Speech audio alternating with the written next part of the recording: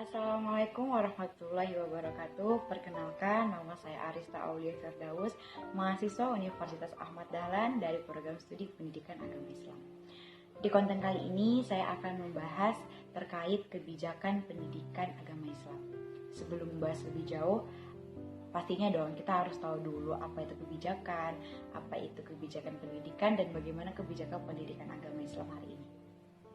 Berbicara terkait pendidikan, tidak pernah terlepas terkait dengan kebijakan. Kebijakan merupakan rangkaian konsep dan asas yang menjadi pedoman dasar dalam pelaksanaan suatu pekerjaan kepemimpinan dengan cara bertindak. Itu yang dimaksud terkait kebijakan. Sedangkan kebijakan pendidikan itu suatu penilaian terhadap sistem nilai dan faktor-faktor kebutuhan situasional mengoperasikan pendidikan yang bertindak melembaga. Nah, artinya kebijakan ini itu konsep yang akan dilaksanakan, yang akan menjadi cara bertindak. Sedangkan bagaimana terkait kebijakan pendidikan agama Islam?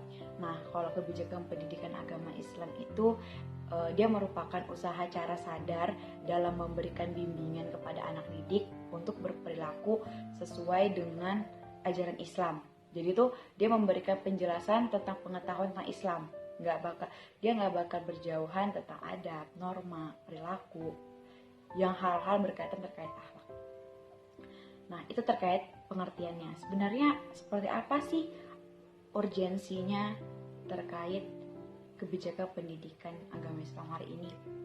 Berbicara terkait kebijakan, kapan aja bisa berganti. Ketika menteri berganti, maka kebijakan mampu berganti. Contohnya, ketika Pak Nadiem Makarim menjadi Menteri Pendidikan baru, maka muncullah program baru, adanya kampus merdeka, belajar merdeka, terkait zonasi, bergerak organisasi. Nah, itu terkait kebijakan baru yang dirancang oleh pemerintah gitu loh.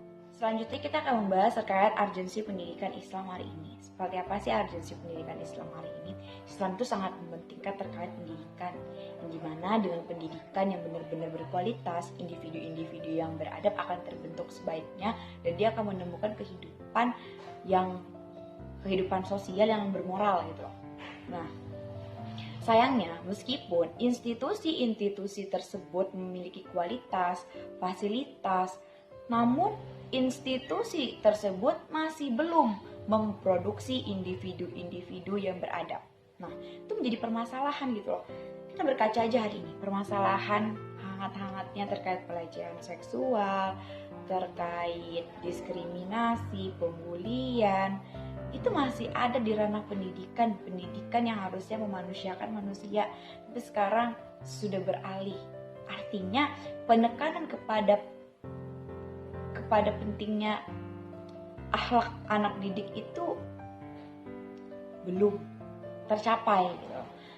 Saat ini banyak institusi udah berubah menjadi individu bisnis, udah menjadi ladang pragmatis, udah ladang investor. Pendidikan udah kayak investor aja, udah jadi ladang bisnis kan. Terus pendidikan diarahkan untuk melahirkan individu-individu pragmatis yang bekerja untuk meraih kesuksesan materi, profesi, dan akhirnya udah keluar nih dari ranah pendidikan. Sistem pendidikan seperti ini mungkin akan mencetak anak didik yang memiliki status pendidikan yang tinggi.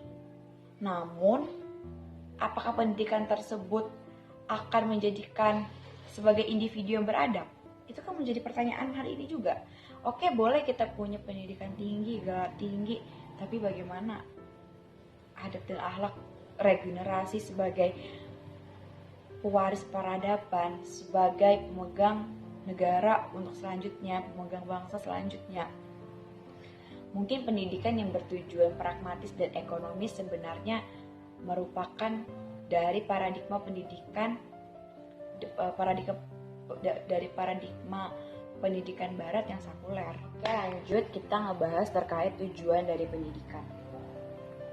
Tujuan dari pendidikan itu dia tidak terlepas dari akhlak, dari keridhaan Allah. Terus dia tuh dengan pendidikan diharapkan agar lahir individu-individu yang baik, individu yang bermoral, yang berspiritualitas gitu loh, sehingga bermanfaat bagi dirinya sendiri dan untuk orang lain juga. Nah, berbicara terkait tujuan, pasti kita juga harus membahas terkait manfaat. Kita membahas terkait dari manfaat pendidikan. Seperti apa sih manfaat pendidikan? Ketika kita belajar agama pun itu akan ada manfaatnya untuk diri kita. Pertama, sebagai bahan dasar, sebagai tameng kita menjalani kehidupan. Ketika kita tahu agama Islam, maka kita tahu dong yang mana yang batil, yang mana yang mungkar gitu loh. Karena manfaat dari pendidikan agama Islam ini dia sebagai menambah atau menguatkan keimanan kepada peserta didik dalam penanaman nilai-nilai ajaran Islam. Itu manfaatnya. Ini yang terakhir aku bakal ngebahas tentang bidang yang relevan dengan pendidikan agama Islam, itu bidang kedokteran dan ekonomi. Tapi aku mau lebih spesifik lagi, aku ngebahas tentang bidang kedokteran.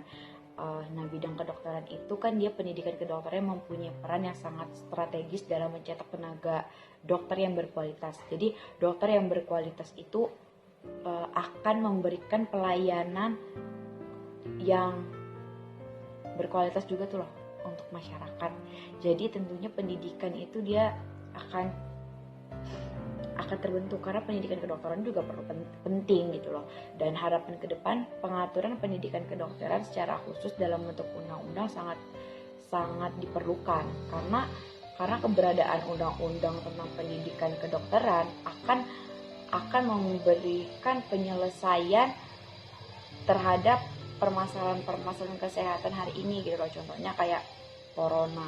Nah, corona hari ini kan menjadi urgensi banget ya problematika hari ini, dan aku rasa pendidikan kedokteran sangat diperlukan. Jadi itu yang relevan. Nggak mungkin sih, udah sekian dari aku. Pesan aku sih untuk pendidikan hari ini, gedung-gedung boleh bertingkat, investor, ladang bisnis boleh sebagai menjadi untuk percepatan ekonomi, untuk meningkatkan ekonomi sebagai menggunakan industri. Tapi pendidikan bukan ladang industri bisnis. Pendidikan di mana sebagai ruang memulihkan manusia, memanusiakan manusia. Pendidikan harus kembali ke ranahnya, harus melahirkan generasi-generasi peradaban yang berakhlak, bermoral, yang memiliki integritas intelektual. Aku mohon maaf kurangnya dari pemaparan aku, kesalahan apapun itu, karena kita sama-sama belajar, kita sebagai regenerasi pendidikan, kita sebagai regenerasi penerus bangsa, maka kita perlu saling gotong royong mengayomi terkait problem-problem pendidikan hari ini.